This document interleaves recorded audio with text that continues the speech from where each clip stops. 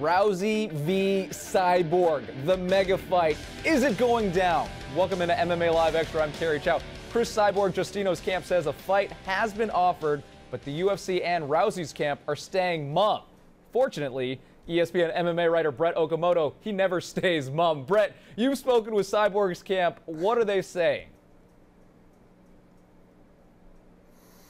Well, there's a difference between being offered a fight and then being in discussions about a fight. And I think that's the key here is that Tito Ortiz, we all know Ortiz, a former light heavyweight champion, also a former co-manager of Cyborg, came out last week and said the UFC has offered this fight. Well, it wasn't exactly an offer. This fight has been discussed, which is still a big deal because of how big this fight is. But right now there are just talks about putting that fight together in December, on December 5th at Cowboy Stadium. And the big development here is that Cyborg says, I'll make the weight. I will make 135 pounds. The question is whether or not the UFC can really trust her to say that kind of statement when they've never seen her at 135 pounds. Okay, so let's say Cyborg's camp is telling the truth. There are talks to make this super fight happen. You mentioned the weight, but what are the major points of contention that could prevent this fight from actually happening? Well, look, this is a huge fight. This is probably the biggest fight the UFC can promote right now. So, of course, there are variables to this. But I really do think the biggest hurdle to clear here is that weight question.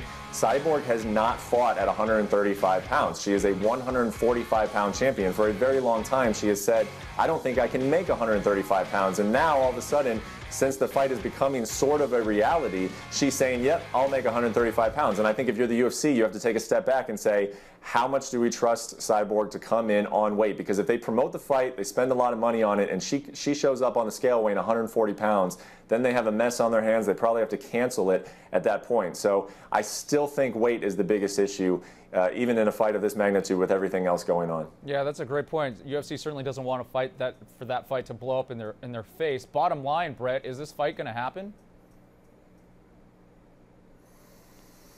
Well, we'll see. I know that the Cyborg's camp really wants to make it happen, and the UFC does too. Let's not kid ourselves. The UFC wants to see a fight between Rousey and Cyborg. There are a lot of fans saying, no, they're trying to protect Rousey. Not necessarily. They just want that fight at 135 pounds.